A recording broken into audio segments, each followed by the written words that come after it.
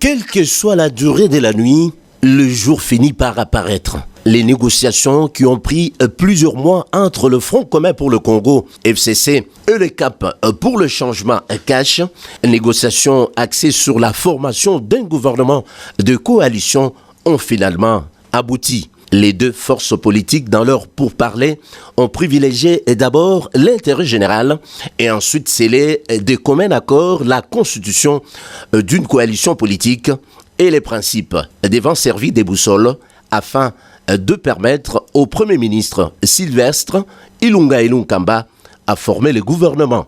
La bonne nouvelle est que la répartition de portefeuilles a été déjà faite par les deux familles politiques, 42 ministères pour le FCC et 23 ministères pour le CACH, sur un total de 65 ministères. Némi Mouilania, coordonnateur du FCC, apprécie le bon déroulement des négociations.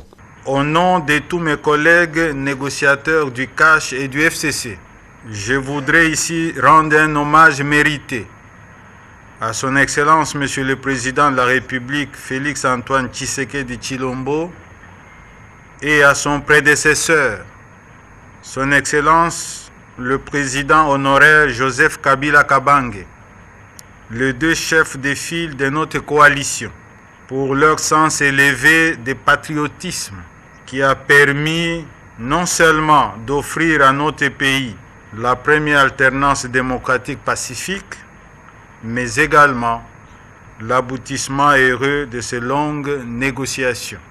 Toute notre gratitude, enfin, à notre population et à nos militants respectifs pour leur confiance et leur patience. Pour Jean-Marc Kabunda Kabund, coordonnateur du CACH, les négociations étaient centrées sur le bien-être du peuple congolais. Déterminé à éradiquer la pauvreté, proclame ce qui suit. L'effectivité de la coalition CACH-FCC pour gouverner ensemble. L'adoption d'un programme commun de gouvernement CACH-FCC. La mise en place d'un gouvernement de coalition CACH-FCC. Enfin, la mise sur pied d'un comité de suivi de la mise en œuvre de l'accord de coalition. Enfin, les deux partis ont apposé leur signature au bas de l'accord constituant la coalition politique, ici remis au Premier ministre, présent à la clôture des négociations. Dans la nuit du 9 au 10 janvier 2019, quand la Commission électorale nationale indépendante publie les résultats de la présidentielle et des législatives nationales et provinciales, il est évident que Cap pour le changement gagne la présidence et le Front commun pour le Congo FCC a la majorité à l'Assemblée nationale. Le bicéphalisme dans l'exécutif se profilait. Pour une jeune démocratie comme la République démocratique du Congo, c'était un luxe qu'on ne devait surtout pas se permettre. Joseph Kabila Kabange, leader du FCC, dans son dernier discours comme président de la République, avait conseillé une coalition. Et dans son flair républicain, Félix Antoine Tshisekedi, nouveau président de la République, s'y est engagé. La première option élevée, coalition en lieu et place de cohabitation. Dès février, deux équipes FCC CACH sont mises en place pour des négociations. Kinshasa, Kisantu, ça semble faire du surplace. Des jours passent, des semaines s'égrènent et enfin des mois s'écoulent. La patience de la population est soumise à rude épreuve. L'attente s'est fait très longue. Dans les chefs des négociateurs, les points de vue sont parfois inconciliables. Les ragots les plus insensés polluent la toile, les militants s'excitent et les affrontements sont évités de justesse. Malgré le fossé, les négociateurs ont gardé à l'esprit ce qui est essentiel, la République. Le dépassement de soi, l'esprit patriotique ont dompté les égos et bravé les considérations partisanes. Ce n'est pas une césarienne, c'est une naissance par voie basse. Les douleurs de l'enfantement, elles, ont donné plus de peur que de mal. Quoi de plus normal pour un primipare? Pour rappel, en près d'un demi-siècle d'exercice, la France de la Ve République, pionnière de ce régime semi-présidentiel, n'a connu que 3 cohabitations. Félix Tshisekedi, chef de l'État, et Joseph Kabila Kabange, président de la République honoraire, viennent d'écrire une histoire glorieuse sur les sables du temps, en privilégiant l'intérêt supérieur du pays. Aux négociateurs qui sont passés d'une adversité à la lisière de l'animosité à des coalisés, coup de chapeau. Cohabitation était un saut dans l'inconnu qui aurait été fatal à la République. Se réjouissant du résultat obtenu par le ticket FCC à l'élection du bureau définitif du Sénat, le regroupement politique AFDC-A rend un vibrant hommage à son Excellence le camarade Joseph Kabila Kabange, son autorité morale, et salue la brillante élection de l'honorable Alexis Tambwe Mwamba, ainsi que de ses collègues honorables sénateurs membres du FCC au bureau définitif de la Chambre haute du Parlement. Nous tenons à remercier les honorables sénateurs du FCC, plus particulièrement ceux de l'AFDC-A, pour la discipline et le sens élevé d'hommes d'État dont ils ont fait preuve à la face du monde en respectant la ligne de conduite de l'autorité morale du FCC.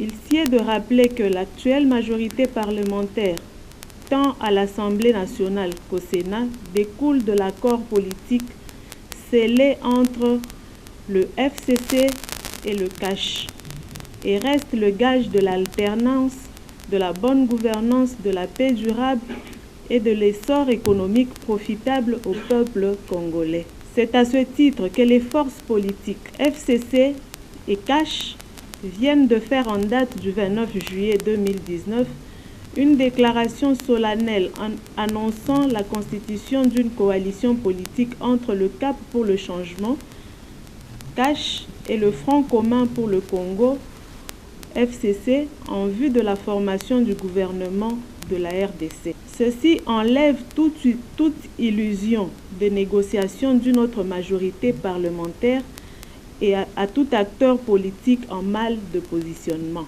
Le regroupement politique AFDC-A stigmatise la manipulation de l'opinion par le sénateur Modeste Bahati Lukwebo consistant à donner des faux chiffres des élus qui lui seraient encore fidèles et en adoptant une fausse posture de gagnant. L'Alliance des forces démocratiques du Congo et alliée AFDC-A charge Modeste Bahati Lukwebo de nouer des contacts avec les institutions de la République. Pour ce regroupement politique, la bataille électorale du Sénat n'est nullement une défaite, mais plutôt un gain. L'AFDC-A, qui n'avait que 11 sénateurs, se retrouve à l'issue du vote au Sénat avec 43 sénateurs qui acceptent d'accompagner l'autorité morale Modeste Bahati Lukwebo dans son combat pour la liberté et la justice. Au cours de cette réunion des conférences de présidents et personnalités politiques qui a mis autour d'une table les chefs des partis et personnalités politiques membres de l'AFDC-A élargie aux élus et non élus, la conférence de présidents, par la bouche de son rapporteur Rémi Moussoungaï, décide ce qui suit. Elle réitère son soutien à son président national et autorité morale, l'honorable sénateur professeur Modeste Bahati Lukwebo, pour avoir accepté et conduit jusqu'au bout l'investiture à lui faite par la conférence de se présenter comme candidat au poste de président du Sénat.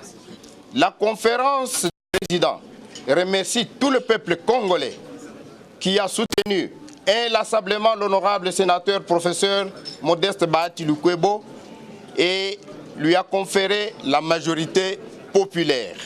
À ce titre, seul son président national et autorité morale, l'honorable sénateur, professeur Modeste Bahati Lukwebo, est qualifié pour engager l'AFDC-A vis-à-vis des institutions de la République, des tiers, des partenaires et des organisations de la société civile. La conférence des présidents des partis et personnalités politiques prend acte de la lettre numéro 355-SG-REPAP-2019 du 22 juillet 2019 de M. le secrétaire général en charge des relations avec les partis politiques, à travers laquelle ce dernier rappelle les dispositions pertinentes de la loi qui ne peuvent en aucun moment consacrer le dédoublement de l'AFDC-A. Il s'est tenu à Kinshasa du 27 au 29 juillet 2019 la 10e Assemblée générale des énergies des Grands Lacs sur le projet de la centrale hydroélectrique de Ruzizi 3. Ce projet Ruzizi 3 de 147 MW prévoit une centrale hydroélectrique au fil de l'eau des rivières de Ruzizi qui s'écoule du lac Kivu jusqu'au lac Tanganyika en Afrique. Elle délimite la frontière du Rwanda avec l'RDC et le Burundi pour un coût estimé à 700 millions de dollars américains. À l'issue de cette réunion de haut niveau, plusieurs recommandations ont été formulées, notamment la production des énergies qui sera partagée de manière égale entre les trois pays malgré les complexités et les déficits auxquels cette région a été confrontée. Ainsi, créer un précédent unique pour le projet de partenariat public et privé à l'échelle mondiale. Il consacre en effet l'aboutissement d'un long processus de négociation des accords qui vont régir les relations entre nos pays et le consortium UPS SN Power, à qui la mission d'aménagement rapide et d'exploitation de la centrale hydroélectrique de Ruzizi 3 va être confiée. La signature solennelle du protocole d'accord tripartite entre les trois pays a eu lieu ce 29 juillet 2019 pour booster ces projets en présence de bailleurs de fonds et les experts de trois pays respectifs, la RDC, le Burundi et le Rwanda. Ont participé à ces assises le ministre de l'Énergie et des Ressources hydrauliques de la RDC-AI, le ministre de l'Énergie du Burundi et du Rwanda, les experts et les membres de l'EGEL. Concernant l'habitat, je vais initier la construction de logements sociaux, notamment des maisons préfabriquées à Maluku, au Congo central, à Bukavu, à Mbujimayi et à Kananga. Comme promis dans son discours lors du lancement de son programme d'action de 100 jours le 2 mars 2019 à la place de l'échangeur de Limité, le président Félix Antoine Tshisekedi Tshilombo vient encore une fois de lier sa parole aux actes dans le domaine de l'habitat. Plusieurs lots de maisons préfabriquées viennent de fouler le sol congolais via le port de Matadi. Il s'agit d'un premier lot de 300 logements sociaux chargés dans 180 conteneurs destinés à la ville de Kinshasa. Le bateau contenant le lot destiné à la ville de Matadi est attendu sur ce même port dans le prochain jour. Ces maisons sont déjà prêtes dans leur entièreté et n'attendent que rejoindre le site indiqué pour y être installés. Un autre lot de 300 maisons destinées à la ville de Bukavu est déjà en route en provenance du port de Dar es Salaam en Tanzanie. Le même port recevra dans quelques jours les 180 conteneurs de maisons préfabriquées destinées à la ville de Mbujimayi, pendant que le lot destiné à la ville de Kananga accostera bientôt au port Luanda en Angola pour traverser le poste frontalier de Kalamba-Mbushi. La joie de la population est reflétée par une pluie d'encouragement au chef de l'État, telle qu'exprimée par ces personnes rencontrées sur le quai du port de Matadi. Ce qu'on est en train de vivre maintenant, c'est le chargement direct des conteneurs pour l'œuvre du chef de l'État concernant la construction de maisons sociaux. On loue ces travaux et nous disons encore une fois de plus, merci au chef de l'État. De Matadi à Kinshasa, il n'y a qu'un pas. Le 181 camions ont parfaitement fait le parcours jusqu'à l'entrepôt situé à Kingaboa pour y décharger leur contenu. C'est l'entreprise Samibou SRL, spécialisée dans l'immobilier et le mobilier depuis des décennies, qui vient de matérialiser cette promesse du chef de l'État pour améliorer le social des Congolais en matière de logement. Le choix du fabricant a été porté sur le leader mondial du préfabriqué, à savoir l'entreprise turque Carmod, dont les ingénieurs sont déjà sur place à Kinshasa pour superviser le déchargement et l'assemblage des maisons sur le site. Cette entreprise a à son actif plusieurs projets exécutés dans 105 pays allant des logements sociaux, hôpitaux, écoles, ponts, casernes militaires, jusqu'à la construction de nouvelles villes, dont la plus grande ville située en Irak avec plus de 1888 maisons montées en seulement 7 mois. Ces maisons accessibles à la bourse du Congolais moyen ont la particularité d'être produites et montées rapidement, sanitaires et réseaux électriques compris. Une autre particularité est que Ces maisons sont démontables et transposables d'un site à un autre avec une durée de vie minimum de 50 ans. Fondation déjà faite avec une équipe réduite, 2 jours suffisent pour installer entièrement une maison en étage. Cette technologie vient d'être introduite en République démocratique du Congo grâce à ces programmes ambitieux de logements sociaux du président de la République Félix Antoine Tshisekedi Tshilombo, matérialisés par l'entreprise Samibo SRL. L'administrateur gérant de cette entreprise, l'homme d'affaires Sami Jamal, notable consul honoraire du Liban, ne peut que se réjouir d'avoir enfin contredit par cet acte tous les commentaires calomnieux faits sur son entreprise et sur le chef de l'État par certaines personnes induites malheureusement en erreur par la désinformation. Il attend désormais de l'État congolais de lui indiquer le site où il va ériger ses différentes cités. Je suis dans mon pays ici depuis 1968. Je vais commencer à commander les marchandises avant de recevoir aucun rang parce que j'ai confiance en mon pays. Voilà la réalité maintenant. Nous avons 180 conteneurs, nous avons 300 maisons pour Kinshasa, nous avons 300 maisons pour Bakongo, nous avons 300 encore pour Kivu, nous avons 300 maisons pour Kananga, nous avons 300 maisons encore pour Boujmaï. Maintenant, la semaine prochaine, si Dieu est élevé, on va commencer le travail. Parce que tous les experts ils sont là, tu me comprends, tout le monde, enfants congolais, vont travailler aussi. Voyez-vous, je suis à votre disposition, à son disposition le gouvernement du Congo. L'incendie qui s'est déclaré le samedi 27 juillet dernier dans un des bâtiments de la direction générale de la SNEL à Gombe n'a pas épargné quelques services et locaux du secrétariat général à la coopération internationale ainsi que la direction générale de la francophonie. Le ministre de la Coopération au Développement, John Kwet Moine Kwet, accompagné de son collègue des Affaires étrangères, Fredin Kinta, sont descendus sur les lieux du sinistre pour se rendre compte du dégât causé par cet incendie. Constat des dégâts matériels importants que le feu a emporté sur son passage. Tout a été calciné, voire réduit en cendres. Une enquête est lancée pour rétablir l'origine de cet incendie. Dans l'entretemps, les agents de ces services incendiés tournent leurs pouces et ne savent comment travailler. Le ministre John Kwet Moine Kwet a trouvé la première piste des solutions immédiates, la délocalisation de ces services. Les dégâts sont énormes parce qu'on a perdu des matériels et donc ça va être difficile de reconstituer tout ce qui est perdu. Mais dans un premier temps, évidemment, il y a les enquêtes qui sont en cours pour déterminer l'origine de l'incendie. Nous allons rapidement faire en sorte qu'on puisse au moins faire de telle manière que les responsables qui sont ici, les agents, puissent occuper à Tembena Tembe, à côté du palais du peuple. Parce que sinon, ça va être difficile, vous sentez encore la fumée ici, les odeurs et tout et tout. Par après, les 2 membres du gouvernement ont fait le tour des autres services épargnés par l'incendie pour se rendre compte des conditions de travail.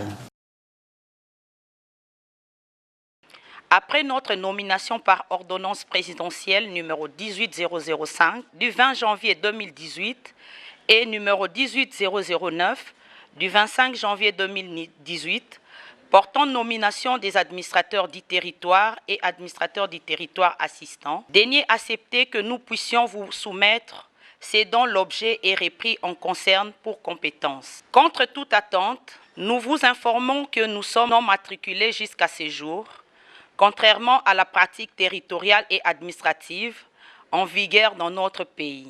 C'est ainsi que nos nouvelles fonctions nous octroient les grades de chef de division pour les administrateurs du territoire et chef de bureau pour les administrateurs du territoire assistants. Sont restés jusqu'à ce jour lettres mortes en violation des dispositions légales et administratives dans notre pays.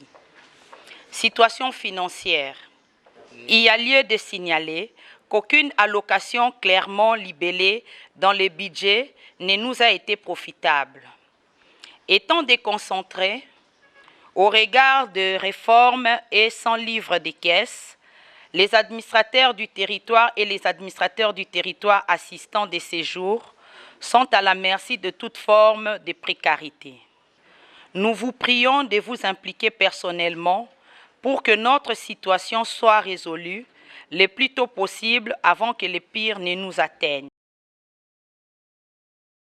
C'est à un digne fils du Tanganyika que le Premier ministre Ilunga Ilunkamba est allé rendre hommage au siège du PPRD. Membre actif de cette force politique, Nkulu Mwenze a combattu auprès des autres pour la consolidation du Parti du peuple pour la reconstruction et la démocratie dans la sphère politique congolaise. Militant de première heure, il a aidé à l'implantation de son parti dans l'espace katangais. Des témoignages entendus sur les lieux montrent à suffisance son implication totale dans la cause du parti. De lui, l'ancien président de l'Assemblée nationale, Aubin Minakou, retient son sens d'abnégation, son opiniâtreté à élever les débats même au sein de son parti, le PPRD. Un soldat prêt au combat, mais en même temps un vrai roseau de souplesse. Le secrétaire permanent du PPRD, Emmanuel Chadari, a de son côté souligné la simplicité et la grandeur de grandes âmes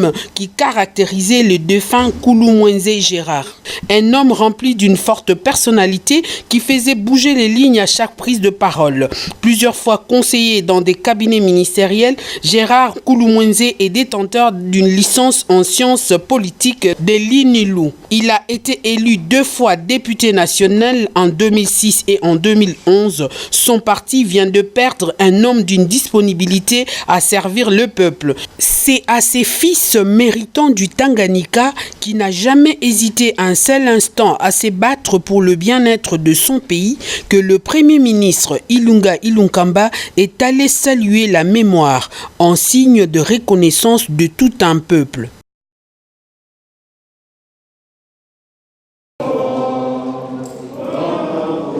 La tenue des archives se pose avec acuité dans plusieurs entreprises et établissements publics. Pour faire face à cet épineux problème, les agences et cadres de la Mételsat, Agence nationale de météorologie et télédétection par satellite, ont eu des modules de formation sur les techniques d'archivage, formation animée par l'Institut national d'archives du Congo, UNACO. Au niveau de Mételsat, nous avons dans un premier temps renforcé les capacités, n'est-ce pas, du personnel qui est commis justement à faire l'archivage, mais également de tous ceux qui sont sur la chaîne, n'est-ce pas, de l'archivage. Le directeur général de Mételsat a salué les partenariats qui les lient à la Banque mondiale et à l'INACO dans la matérialisation de ces modules de formation.